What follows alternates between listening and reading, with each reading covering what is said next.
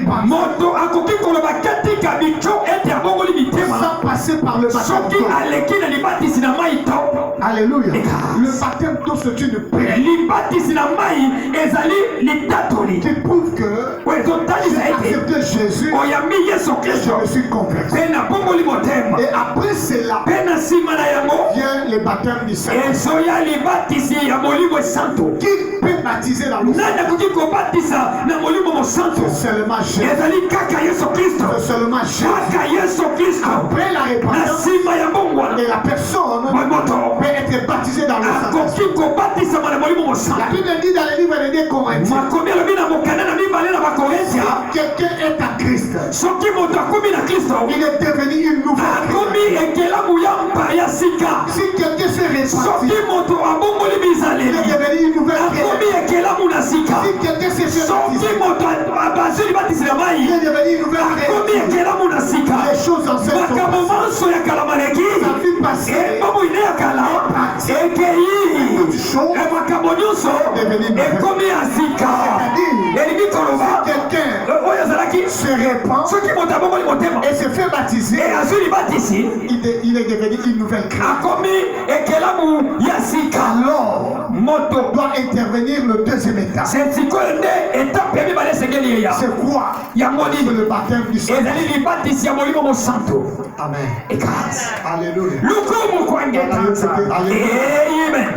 Et nous avons dit, c'est quoi le baptême du Saint-Esprit? tolobaki nini oyo babengi ndimbola ya libatisi na molimo santo. En d'autres termes, définition du baptême dans na le Saint-Esprit. elobeli na lofaransa babengi yango ndimbola ya libatisi ya molimo santo. Le baptême dans le Saint-Esprit libatisi na kati na molimo mosanto n'est rien d'autre que le revêtement de la ezali puissance. eloko mosusu te kaka kolatisama na molimo mosanto. Le fait d'être revêtu par la puissance. na lolenge ya kolatisama na nguya. Le fait d'être revêtu par la na puissance. lolenge ya kolatisama na nguya. C'est ce que nous appelons le baptême. yango babengi libatisi ya molimo mosanto. C'est l'acte par lequel ezali mosala na nzela na wapi le Seigneur Jésus-Christ nkolo yesu kristo vous plonge dans le Saint-Esprit. akozindisa biso na kati na molimo santo. C'est l'acte par lequel ezali mosala na nzela na le wapi Seigneur Jésus-Christ nkolo yesu kristo prend le croyant, azwi mondimi prend celui qui a crié en azwi Jésus moto oyo andimi na yesu et le kristo plonge dans le mpe Saint-Esprit. azindisi ye na molimo santo. Alléluia.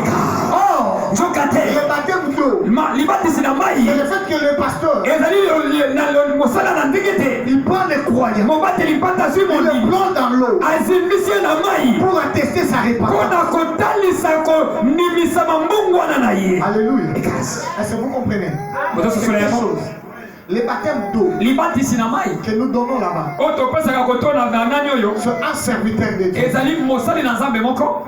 Un serviteur de Dieu attitré. mosali na nzambe oyo abongisami na kokende kotya bato na mai. Il prend la personne qui accepte Jésus azwi moto fe paul oyo ayambi yesu kristo à cause de sa foi na ntina kondima na et ye le plonge dans l'eau akei kozindisa ye na mai pour que cette personne po ete moto oyo soit née de nouveau. abotama mbotama ya sika. Le baptême d'eau, libatisi na mai on plonge le croyant dans l'eau. oyo bazozindisa mokristo na Il n'y mai a rien d'autre que la preuve de la repentance. ezali eloko mosusu te kaka litatoli na mbongwana. Alléluia. Ekasi. Qui permet à la personne oyo ezopesa libako na de moto devenir une nouvelle ya créature. kokoma ekelamu ya sika. Mais tandis que le baptême d'eau, kasi libatisi na kati ya molimo santo maintenant ce n'est pas le pasteur, ezali boye paster te ce mobateli n'est pate pas te un homme de Dieu ezali mosali na nzambe qui te peut te baptiser dans le oyo Saint-Esprit. akoki kopesa libatisi ya Parce molimo que santo. Jean-Baptiste l'a bien souligné. wete yohani mobatisi atiaki Il dit mokoloto que moi likolo na je ne suis yango pas digne de vous alobi baptiser dans ngai le na Saint-Esprit. longobani te mpona kopesa bino Mais libatisi celui na qui mai vient après moi, kasi oyo azoya nsima na ngai son nom c'est Jésus. kombo na ye yesu Lui kristo va vous baptiser ye nde akopesa bino libatisi dans le feu na molimo et dans mosantu le mpe Saint-Esprit. na moto. Voilà pourquoi nous disons yala mpo na yango tolobi le baptême du Saint-Esprit, libatisi ya molimo c'est mosantu Jésus qui prend les ezali croyants yesu moto azwa à mokristo cause de sa foi en na Jésus. ntina kondima na ye na yesu Il le plonge dans le mpe Saint-Esprit. azozindisa ye na molimo santu. Alléluia. Pendant la semaine, na poso je vous ai chanté.